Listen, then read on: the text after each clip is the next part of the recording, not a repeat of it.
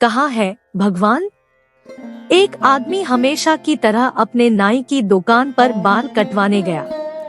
बाल कटाते वक्त अक्सर देश दुनिया की बातें हुआ करती थी। आज भी वे सिनेमा, राजनीति और खेल जगत इत्यादि के बारे में बात कर रहे थे कि अचानक भगवान के अस्तित्व को लेकर बात होने लगी। नाई ने कहा, देखिए भैया, आपकी तरह मैं भगवान के अस्तित्व में यकीन नहीं रखता।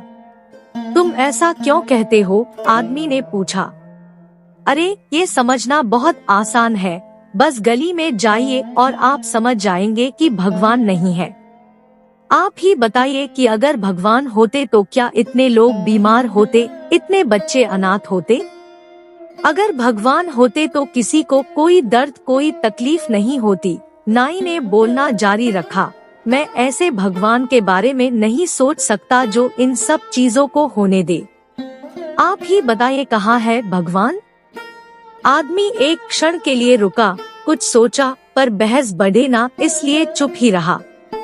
नाई ने अपना काम खत्म किया और आदमी कुछ सोचते हुए दुकान से बाहर निकला और कुछ दूर जाकर खड़ा हो गया। कुछ देर इंतजार करने के बाद उसे एक लंबी दाढ़ी, मूंछ वाला अधेड़ व्यक्ति उस तरफ आता दिखाई पड़ा। उसे देखकर लगता था मानो वो कितने दिनों से नहाया धोया ना हो। आदमी तुरंत नाई की दुकान में वापस घुस गया और बोला, जानते हो इस दुनिया में नाई नहीं होते। भला कैसे नहीं होते हैं? नाई ने सवाल किया। मैं साक्षात तुम्हारे सामने हूँ।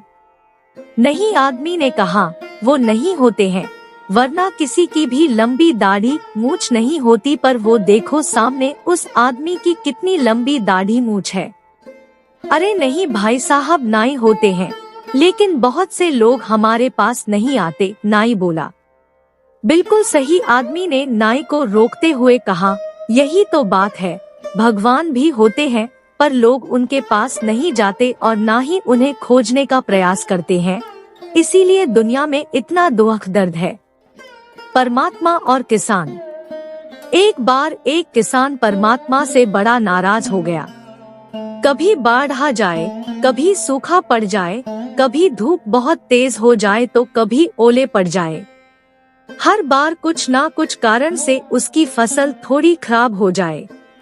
एक दिन बड़ा तंग आकर उसने परमात्मा से कहा, देखिए प्रभु, आप परमात्मा है, लेकिन लगता है आपको खेती बाड़ी की ज्यादा जानकारी नहीं है। एक प्रार्थना है कि एक साल मुझे मौका दीजिए, जैसा मैं चाहूँ वैसा मौसम हो, फिर आप देखना मैं कैसे अन्न के भंडार भर दूंगा। परमात्मा मुस्कुराए और कहा, ठीक है, जैसा तुम कहोगे वैसा ही मौसम दूंगा, मैं दखल नहीं करूंगा। किसान ने गेहूं की फसल बोई, जब धूप चाही तब धूप मिली, जब पानी तब पानी।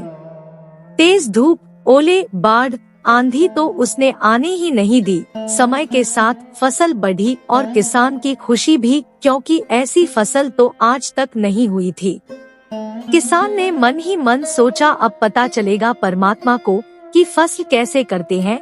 बेकार ही इतने बरस हम किसानों को परेशान करते रहे।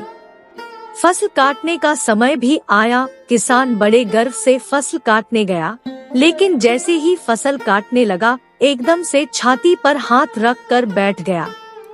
गेहूं की एक भी बाली के अंदर गेहूं नहीं था, सारी बालियां अंदर से खाली थी। बड़ा दुखी होकर उसने परमात्मा से कहा, प्रभु ये क्या हुआ? तब परमात्मा बोले, ये तो होना ही था, तुमने पौधों को संघर्ष का जरा सा भी मौका नहीं दिया। ना तेज धूप में उनको तपने दिया, ना आंधी ओलों से जूझने दिया, उनको किसी प्रकार की चुनौती का एहसास जरा भी नहीं होने दिया। इसीलिए सब पौधे खोखले रह गए।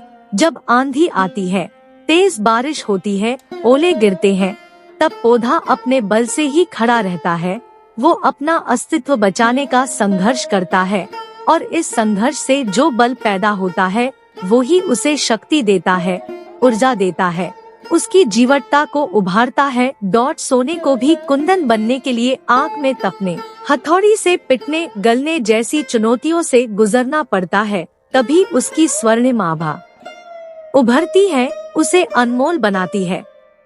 उसी तरह जिंदगी में भी अगर संघर्ष ना हो, चुनौती ना हो तो आदमी खोखला ही रह जाता है, उसके अंदर कोई गुण नहीं आ पाता।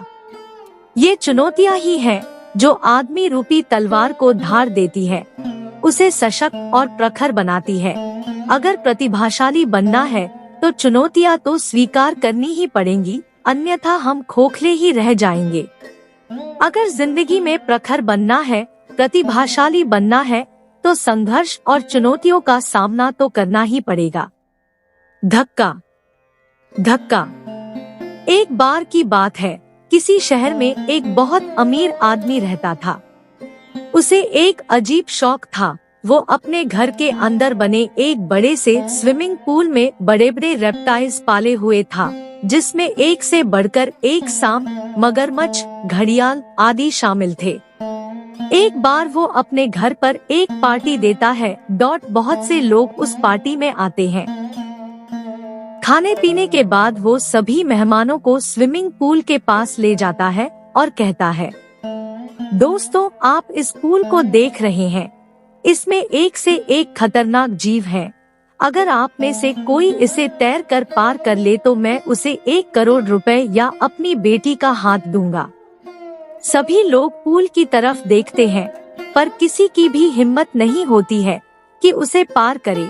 लेकिन तभी छपाक से आवाज होती है और एक लड़का उसमें कूद जाता है और मगरमच्छों, सांपों इत्यादि से बचता हुआ पूल पार कर जाता है। सभी लोग उसकी इस बहादुरी को देख हैरत में पड़ जाते हैं। अमीर आदमी को भी यकीन नहीं होता है कि कोई ऐसा कर सकता है। इतने सालों में किसी ने पूल पार करना तो दूर उसका पानी छूने तक की हिम्मत नहीं की। वो उस लड़के को बुलाता है, लड़के, आज तुमने बहुत ही हिम्मत का काम किया है, तुम सचमुच बहादुर हो, बताओ तुम कौन सा इनाम चाहते हो। अरे, इनाम तो मैं लेता रहूंगा, पहले ये बताओ कि मुझे धक्का किसने दिया था। लड़का बोला, मित्रों, ये एक छोटा सा जोक था, पर इसमें एक बहुत बड़ा संदेश छुपा हुआ है। उस लड़के में तैर कर स्विमिंग पूल पार करने की काबिलियत तो थी, पर वो अपने आप नहीं कूदा। जब किसी ने धक्का दिया तो वो कूद गया और पार भी कर गया। अगर कोई उसे धक्का नहीं देता तो वो कभी न कूदने की सोचता और न पूल पार कर पाता।